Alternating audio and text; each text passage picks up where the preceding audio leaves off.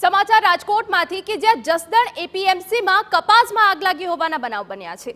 શેડમાં પડેલા કપાસમાં આગ લાગવાનું કારણ હજુ અકબંધ છે। કપાસમાં આગ લાગતા 600 મણથી વધારે કપાસ બળીને ખાખ થઈ ગયો। જસદણ ફાયર બ્રિગેડની ટીમ ઘટના સ્થળે પહોંચી છે। ફાયર દ્વારા પાણીનો મારો ચલાવતા આગ પર કાબુ મેળવી લેવામાં આવ્યો છે। કપાસમાં આગ લાગતા વેપારીને ભારે નુકસાન થયું છે।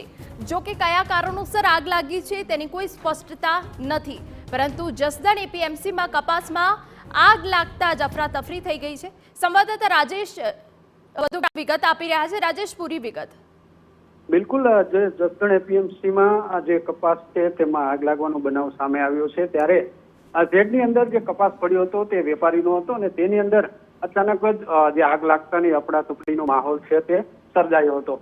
આગ લાગતાની સાથે જ 600 મણથી પણ વધારે જે કપાસ છે તે બળીને ખાખ થઈ ગયો હતો અને ત્યારે તાત્કાલિકપણે જે યાર્ડ દ્વારા ફાયર બ્રિગેડને બોલાવવામાં આવ્યા હતા ને ત્યારે આગ છે તે કાબુમાં લેવામાં આવી હતી, પરંતુ આગ લાગવાનું કારણ હજી સુધી જાણવા નથી મળ્યું। જી મેમ। બિલકુલ, તો જે રીતે કયા કારણોસર આગ લાગી છે તે સ્પષ્ટ નથી થયું, પરંતુ કપાસ બળીને ખાખ થઈ જતા એક મોટું નુકસાન થયું છે। ફાયર દ્વારા પાણીનો મારો ચલાવતા કાબુમાં કરી લેવામાં આવી છે।